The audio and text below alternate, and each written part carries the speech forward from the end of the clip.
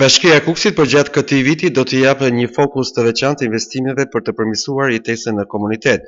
Kryetari i bashkisë Albert Halilaj tha se bashkia është në pritje të miratimit të një fondi në vlerën e 8.5 milion eurove për përmirësimin e infrastrukturës në Kukës. Bashkia e Kukësit ka bërë një projekt për gjithë Kukësin dhe e ka dërguar për financim tek Fondi Shqiptar i Zhvillimit në vlerën 8.5 milion euro. Është marrë një garanci pëlqim paraprak dhe besoj nga kryeministri qeveria shqiptare do financohet dhe do zgjidhe shumë problematikat që ka Kukësi në lidhje me kanalin Lutare Vezirëse. Përfshirë edhe zonën të cilat janë ngjitur me drejtorinë e kufirit, banor të fshatit Surroj që janë shpërngulur atje edhe të shenës kryesisht.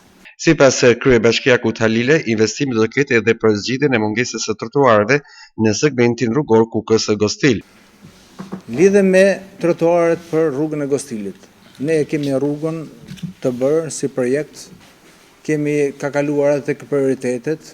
Tani na ka ardhur një shkresë nga RSH-ja, e cila kemi kërkuar interpretim për tek rreth rrotullimi, pasi ai pjesë rrugë nga Gostili deri tek Karbranti Pllumgoshit është një shqetësim i cili për shkak të sigurisë fëmijëve, lëvizjes banorëve, është në kushte emergjence për të kryer.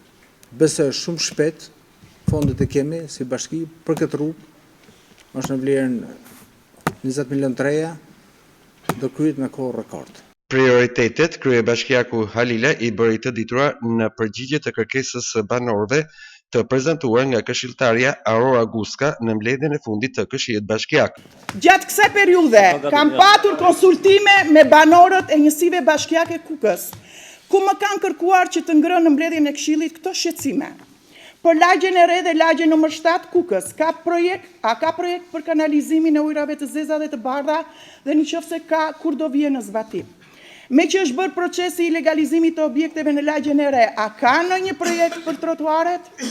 Çfarë po bëhet për vendosjen e policave të shtrirë rrugor, nëse janë të planifikuar, pse nuk vendosen?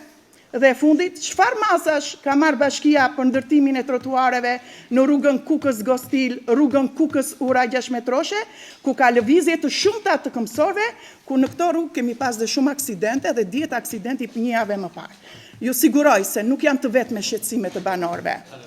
Ka problematik në të gjitha njësitë administrative në lidhje me rrugët, njësi administrative të tjera. Këto mbeten në mbledhjen e radhës. Po ju a dorëzoj publikisht se mos ndoshta nuk gjeta rrugë tjetër për t'i dorëzuar.